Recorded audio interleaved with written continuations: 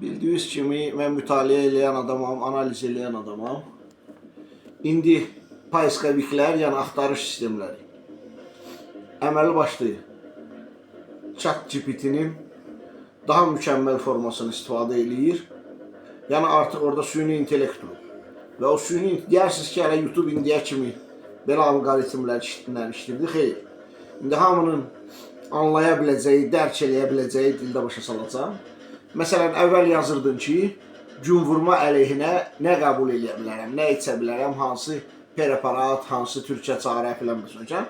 Və paiskovik alqoritm axtarırdı bütün arxivdən bu barədə kimlər nə isə, nə oxuyub, nə tətbiq olunub və onları sənə təklif edirdi.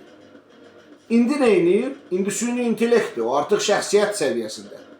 Və korporasiya marağında deyil ki, bunu sənə desin ki, mən orada bədənsiz beyin istifadə edirəm şəxsiyyət səviyyəsində. İndi yazırsan ki, günvurma əleyhinə ayran içim, məsəl üçündür. Süni intellekt sənə deyir ki, günvurma əleyhinə ayran içmək olmaz. Ged girən birinci həkimə müraciət elə filan bismikən.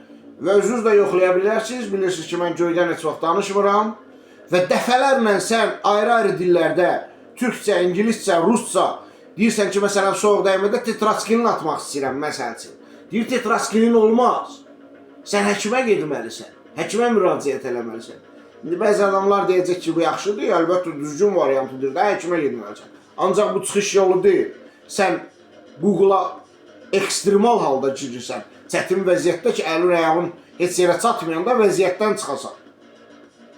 Bu o deməkdir ki, o artıq imkanları, kontrolu özünə tərəf.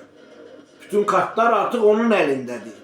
Çox adamlar bunun 95% bunun fərqinə varmayacaq. Yəni necə yaşayıb, elə də yaşayacaq. Ancaq mən tam əminəm ki, 5% dərk edir mən nə demək istəyirəm. Bu qədər.